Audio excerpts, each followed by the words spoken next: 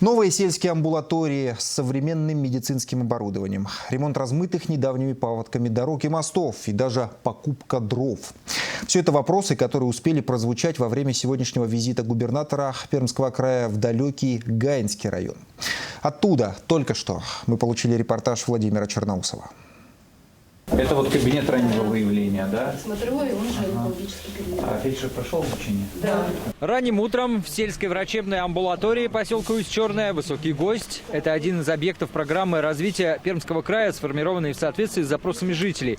Закуплено современное оборудование, которого здесь никогда не было. Например, дефибриллятор или кислородный ингалятор. Амбулатория откроет свои двери в сентябре. Чтобы отремонтировать дорогу, эту глину наложили, еще хуже сделали, чем было раньше, наверное.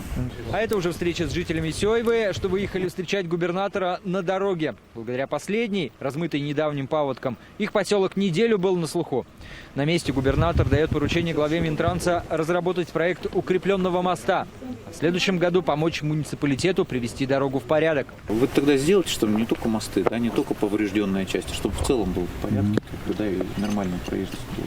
В это время в Гаинской районной больнице ждут главу региона, чтобы поблагодарить за новый рентгенаппарат. В 2017 году на встрече с населением прозвучал такой запрос. Он с цифровщиком на 2 рабочих места.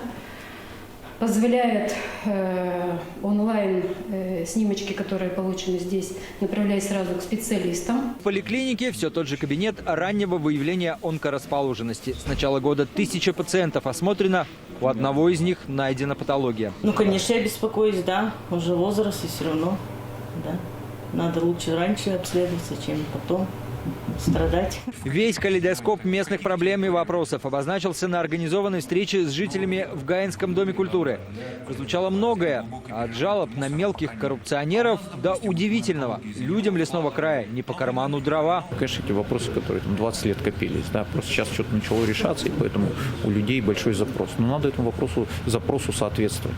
Надо просто, что называется, сжав зубы, да, значит, упереться и пахать в первую очередь местной власти. Ожидается, что толчок в решении вороха застарелых проблем даст объединение территории. Это не только экономия бюджетных средств на содержание местных администраций. В новых округах будет единый глава со своим бюджетом и четкими полномочиями. И еще, на каждый сэкономленный рубль край дает столько же. Вот, например, Гаины таким образом рассчитывают получить порядка 100 миллионов рублей. Владимир Черноусов, Александр Неверов, Дмитрий Буланов и Денис Дульцев. Вести Пермь, Гаинский район.